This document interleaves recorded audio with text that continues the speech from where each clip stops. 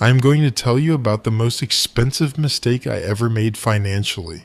It did not happen in one day, and it did not happen all at once either. It happened slowly over about 6 years in decisions that each felt completely reasonable at the time, and by the time I finally saw what was happening, my net worth was essentially $0. I was 31 years old, earning decent money, and had almost nothing actually saved or invested. The worst part is I genuinely believed I was doing well, because I looked like I was doing well. That gap between looking wealthy and actually building wealth is what this entire video is about today, and I want to be specific with you because vague financial advice has never actually helped anyone at all. Let me tell you exactly what I was spending on and what each of those decisions actually cost me long term.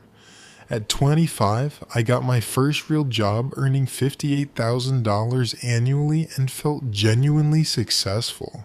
The first thing I did was lease a car that matched what I thought someone at my level should drive. $720 a month for something I would never own at the end of the lease.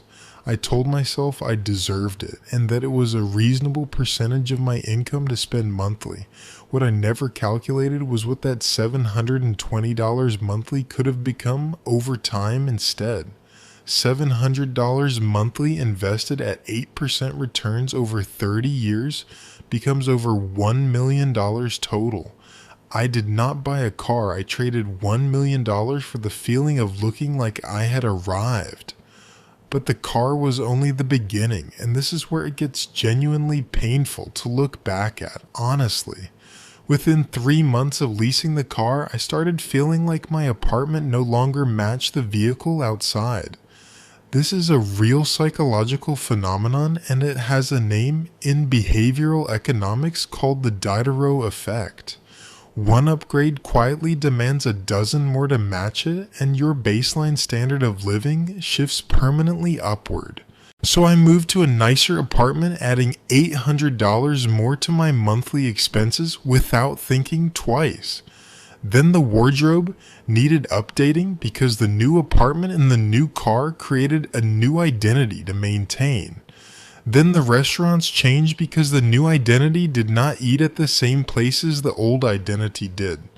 Then the vacations changed because Instagram was showing me where people at my apparent level were supposed to travel. I was not making spending decisions anymore. I was maintaining a character I had accidentally created for other people. By year 2 of my career, I was earning $64,000 and saving approximately $0 every single month. Every dollar that came in went directly to the cost of performing a financial success I had not actually achieved. And here is the thing. Nobody tells you about this trap, and it is the most important part of this video. It feels amazing while it is happening because the feedback loop is immediate and the consequences are completely invisible. People compliment your car, they notice your style, they assume things about you that feel genuinely good to hear. The damage is happening completely out of sight in a retirement account you are not funding and a net worth going nowhere.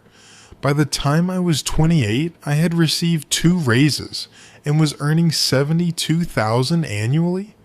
I had less than $4,000 saved and was carrying $6,200 in credit card debt simultaneously. I was earning more than I had ever earned and was financially further behind than when I started my career. That is lifestyle inflation in its purest and most brutal form, and I was living inside it completely blind. The moment I finally saw, it was not dramatic, and it did not come from a financial advisor or a book. It came from a conversation with a coworker named Dennis, who had been at the company 3 years less than me. Dennis drove a 7-year-old Honda Civic with a small crack in the rear bumper he never bothered fixing. He wore the same 5 outfits in rotation and brought lunch from home in a container every single day. I'd quietly assumed for years that Dennis was struggling financially and that I was doing significantly better than him. Then one afternoon, Dennis mentioned casually that he had just crossed $140,000 in investments. I almost choked on my coffee because I had approximately $3,800 to my name that day. Dennis and I had started at nearly identical salaries, and he had built $140,000 while I built nothing. Same company, same years, same city, completely different financial realities built from one repeated daily decision made differently. I went home that night and did something I had been avoiding for 3 years without realizing I was avoiding it. I sat down and calculated my actual net worth for the first time since starting my career honestly and completely.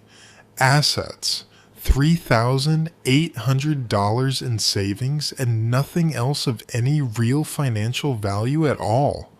Liabilities, $6,200 in credit card debt, nothing owed on the lease since I owned absolutely nothing from it.